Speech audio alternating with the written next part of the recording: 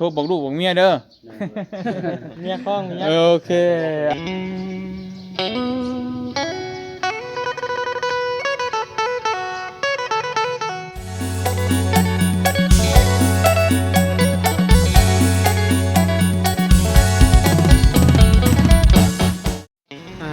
เปิดภาพมาพี่น้องเนาะไปอยู่พี่แหละอยู่วัดไก่วัดสถานที่ห้างสิเดินทางไปก่อนนะพี่น้องเอ้ยเนาะเปิดภาพมาครับพี่ทีมงานลาวกลางลาวใต้สิได้อำลาพาจากสิได้เดินทางกลับพุ่นแหละท่าแต้งพี่น้องเอ้ยเนาะอันนี้มันทางไปพุ่นแหละพระธาตุอิงห้างพี่น้องเนาะไปสิได้เดินทางไปพุ่นพี่น้องเอ้ยพี่น้องแต่ว่าตอนนี้มาเบิ่งให้เบิ่งหน้าเพราะว่าวิวงามแฮงนี่ให้พี่น้องได้เบิ่งเนาะพี่น้องเอ้ยบ่จักเสียงรถบ่จักเสียงคนพี่น้องเอ้ยเนาะคนเปกันไปเนาะงามงามแฮงพูดโอ้ยังปลูกอยู่บ้าน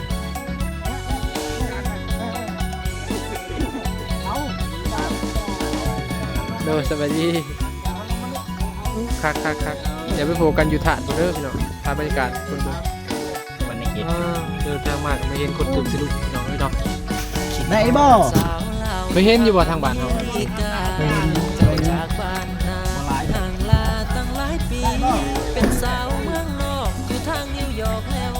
เอาขันบ้านนี้เมืองนองครับผมก็เห็นคิดถึง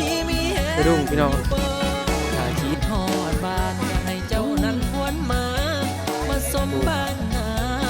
เก่าที่เฮาเคยอยู่พี่น้องป้องไปอยู่ทางเมืองลาวทั้งยาทั้ง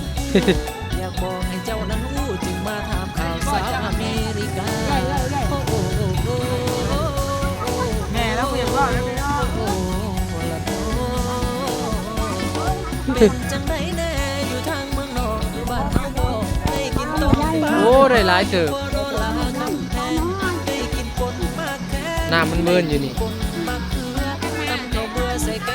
ไปพระธาตุนี้โอ้มันติดหลายแท้เอาทางนอกหรือทางในหั่นน่ะ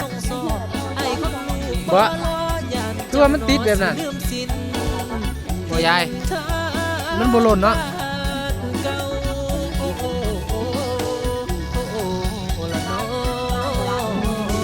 นี่ผู้ใดบ่เคยเห็นพี่น้องเห็นแต่ในปึ๊บเด้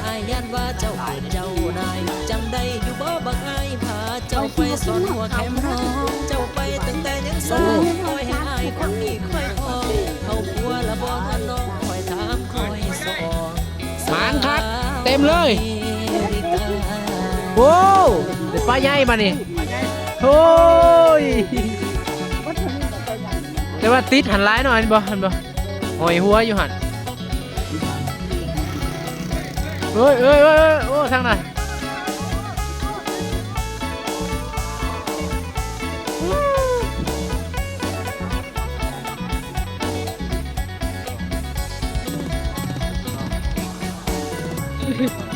โอ้ยางไปฝุ่นก่อนเราสิยางไปวัดกันจะสิฮอดหรือบ่เดียวเลยเนาะเอาโอ้บรรยากาศคักแท้ใช้ทั้งนี้ได้หลายอยู่บ่เกือบเต็มเนาะ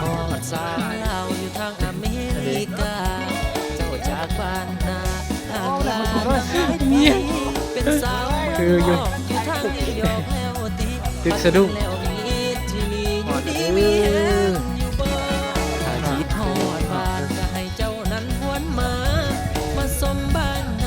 ก้าวขาซ้ายง่ายขายางเข้ามาบรรยากาศมีหวยไทยด้วยเหรออยากรวยไหมรวยทางลัดหมดไทยโอ้ยจำกับพ่อแล้ว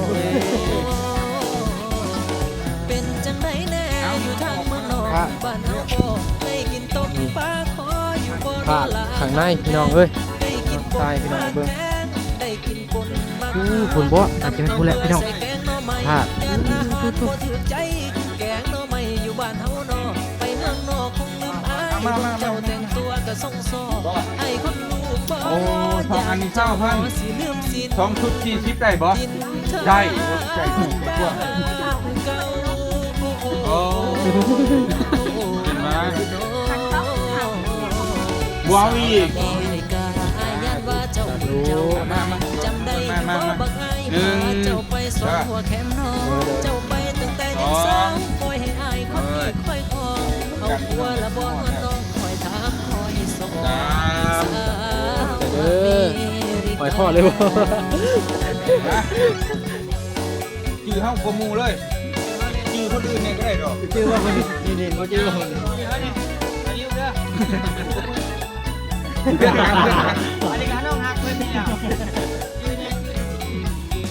แล้วลืมมาแล้วจริงได้เราลืมแล้ว โอ้ยกดโอ้เจ้ายังได้เนาะได้เด้อเฮ้ย ทำบุญก่อนกับพี่น้องเอ้ยมากราบไหว้คราบูชากับทีมงานเนาะบอกกันเนาะ จักคน ก่อนเสด็จครับให้เดินทางตลอดปลอดภัยนี่แหละพี่น้องเอ้ยไปลงเนาะสรุปเลยกันแต่กลับอยู่แล้วว่า 160ดี เป็นอะไรบรรยากาศสวรรค์เขต คักดีแต่ว่าในมื้อนี้คักได้บ่ฮู้ว่ามื้อหน้าเป็นอะไรบ่เพราะว่าอากาศมันสิเปลี่ยนแปลงตลอดนะโดย 160เนาะบ่ต้องทอนได้ยายเด้อบ่ต้องทอนบัวมา ไปเลยอู้คักแท้ว่ะพี่น้องนะบ่จันก็ครั้งแรกในชีวิตคือกันเด้อ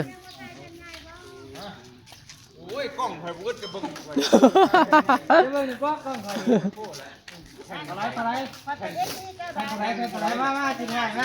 โอ้ เอาไปแล้ว เอาจี้ มา เอาถ่ายบ่ เอากล้องก็ได้ ไว้ใจใครกล้องเฮียบ่คุณเล่นไปเอากล้องแล้ว เอาเล่นไปเอากล้องบ้านนี่ โอ้ยคนเลยกระบาบกระเบาะเด้พี่น้องเอ้ยเอามาตายสิระลึกไว้เนาะ ถาด เพิ่งเก็บกล้องแล้วก็ยังอยากถ่ายอยู่ก็เก็บแล้วก็เก็บช้าบ่ได้ติดไว้อยู่เงินติดหลอกไว้ใหญ่มากนะครับให้นี่พอ คักดีบรรยากาศอันนี้เย็นครับ นุ่งดีแล้วพอนุ่งประทาดโคนมา อ้าวพี่แหละพี่น้องอู้แต่เวนกำลังตกดินพอดี มาถ่ายก่อน โอ้ยมา เอาเดี๋ยวถ่ายรูปก่อนพี่น้องเอ้าอันนี้เป็นสิถ่าย กล้องละมาหรือย่อมนั่งเนาะอันนะ อ้าวกับบรรยากาศก่อนสิครับเสียมเราก็จากประมาณนี้แหละพี่น้องถ่ายรูปไปที่ระลึก บ่แม่ชอบไปมันมีอันภาพบ่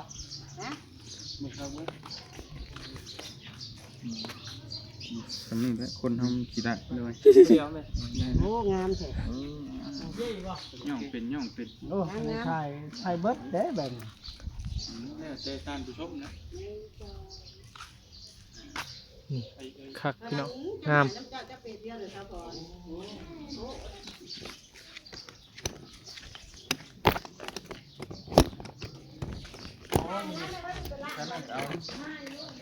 โอ้ยมันก็บ่จะขอบ บ่ได้เข้ากล้องเนาะให้เรียกกันบัดนี้จับกล้องให้ซื่อ ให้เล่านี่เลยเล่าเป็นคนไทยเฮา เราถ่ายตั้งบ่ ตั้งอะไรก็ได้ ก็ได้นะเราเซียนอยู่นะ เอาไม่ฮะเอาได้มีเวทดีได้ย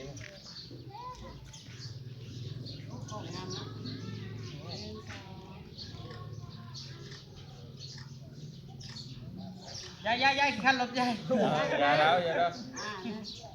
2อ้าวก็เลือกเอาตัวนั้นงาม ซ้ำอยู่ว่ากล้องเจ้า บ่ได้ อันทา3คนนี่เอาจักแผ่น อันเดียว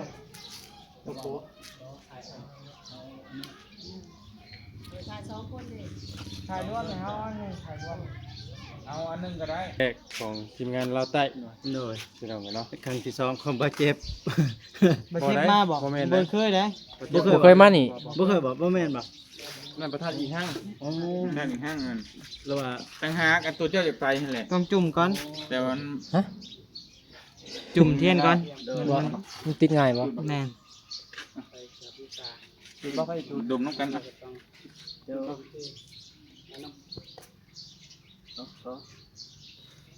สองกันเลยก็ได้ เอาเส้นก่อน ง่ายไหมเอาเลยเดิน โอ้หมายมือนะ เอาไว้สติตัวนี้เราของมันนุ่มเบิ้ลตัว เมื่อยแล้วเป็นยัง โอ้ยใหญ่เนาะ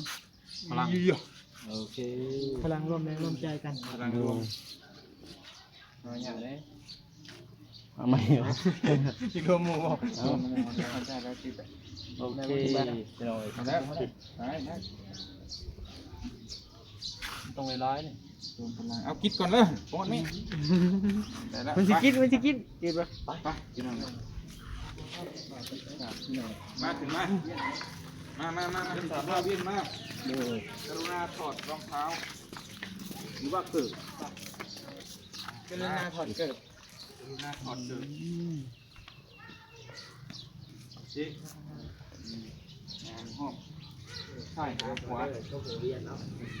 3 ห้อง ต้องจัดออก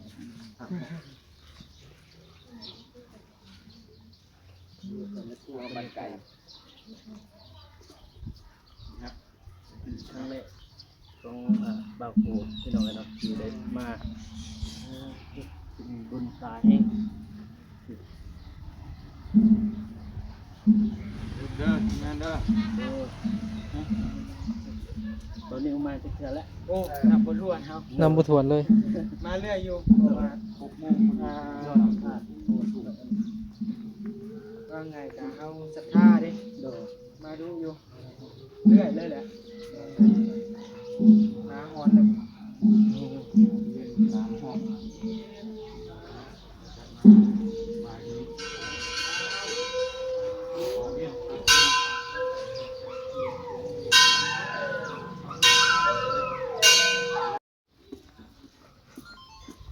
เป็นรอบที่3แล้วรอบสุดท้าย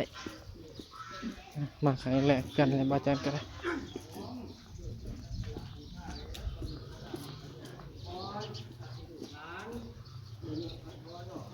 ไปหอบที่3แล้วรอบแล้วเด้อกลับไหว้แล้วก็ขอพรดูนี่ไหนก็ได้แต่แล้วก็ทูบมาปากไว้นี้แล้วก็หันมาเบ่งหอยมาหันก็ได้เนาะอืม นะครับ ไป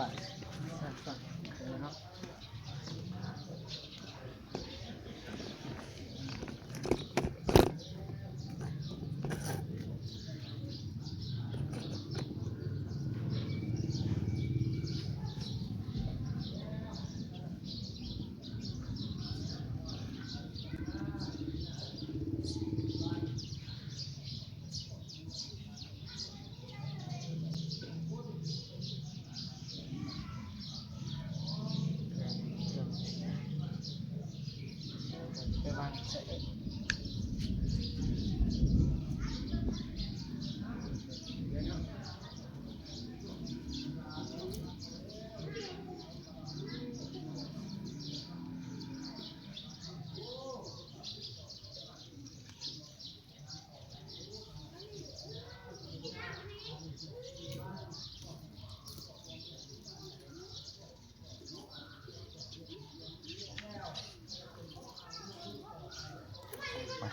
เรียบร้อย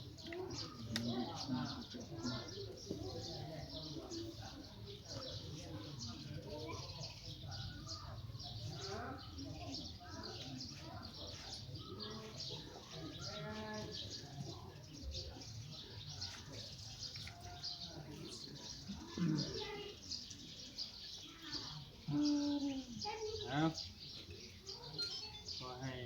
ผลงานเพลงของบ่าวจันทร์เอาเช็ดก่อนเย็บฮอดรูปล้านวิว100 ล้านวิว ยกมือเอาหน่อยแม่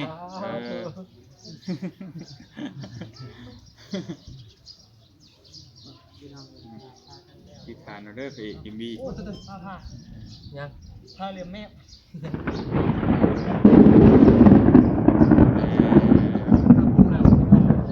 เพิ่นฮับแล้วเพิ่นฮับเอาเลย ครับแล้วบ่ โอ้ฮับแล้ว เรียบร้อย เรียบร้อยแล้ว เอา โอเคเป็นรับทราบแล้วทะลุล้านวิวแน่นอน สาธุ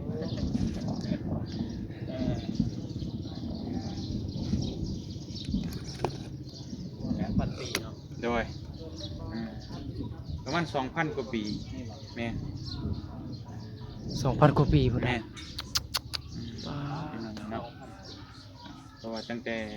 พระพุทธเจ้าปรินิพพานก็2,500กว่าปีแล้ว แต่ว่าอันนี้นี่บูรณะใหม่บ่ แม่นเพิ่นก็ตกแต่งไปเล็กๆน้อยๆแต่ว่าเริ่มต้นดีๆรอกะมันก็สิค่อยเสื่อมสภาพไปแต่ว่าตัวนี้เฮ็ดใหม่ โดย แต่ว่าดั้งเดิมมันหั่นก็ ซ้ำนี่บ่ แม่น เป็นดินปั้นบ่ แม่นดินปั้นแต่เขา2,000 กว่าปีมาแล้ว ดินนี่ก็ทนขนาดเนาะ โดย ดินนู่นน่ะเนาะจะเป็นดินหยัง แล้วก็อันนี้มาก็เป็นว่าบริณะตามบริณะเป็นปูนบัด